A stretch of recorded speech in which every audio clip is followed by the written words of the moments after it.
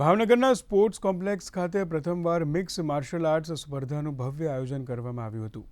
આ સ્પર્ધામાં ભારતભરના વિવિધ રાજ્યો સહિત નેપાળના પુરુષ અને મહિલા ખેલાડીઓએ પોતાની પ્રતિભાનું પ્રદર્શન કર્યું હતું। યુવાઓમાં ફિટનેસ અને આત્મરક્ષાની ભાવના જાગે તે હેતુથી આયોજિત આ સ્પર્ધા પૂર્વે સ્થાનિક યુવાનોને એક માસની નિઃશુલ્ક તાલીમ પણ આપવામાં આવી હતી।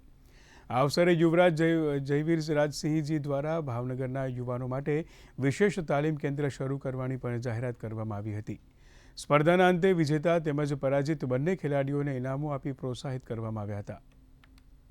ભાવનગરમાં પ્રથમવાર MMA એટલે કે મિક્સ્ડ માર્શલ આર્ટ્સની એક સ્પર્ધા યોજવામાં આવી હતી અને મૂળ ઉદ્દેશ્ય અને મૂળ હેતુ એ છે કે મિક્સ્ડ માર્શલ આર્ટ્સમાં ભાવનગરના યુવાનો ભાઈઓ અને બહેનો ભવિષ્યમાં કરાટેમાંથી, પહેલવાનીમાંથી, જુડો, રેસલિંગમાંથી આમાં આવે અને ટૂંકમાં જો કહું આપણે MMA તો જેટલા પણ કોમ્બેટ સ્પોર્ટ્સ છે એને આ ભેગા કરો અને એમાં મિક્સ છે।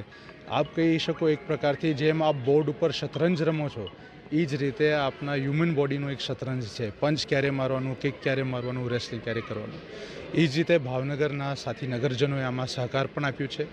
मैंने सुना था कि भावनगर में ऐसी इवेंट पहली बार हो रही है, बट मतलब इतना अच्छा रिस्पांस मिला, मतलब इतने सारे लोग आए और जिस तरह के फाइट्स थे, मतलब लोगों ने बहुत एंजॉय किया। मतलब और जो मैंने देखा उनका रिएक्शन तो बहुत अच्छा लगा, मतलब हमारे एक्सपेक्टेशन से ज़्यादा चला गया था।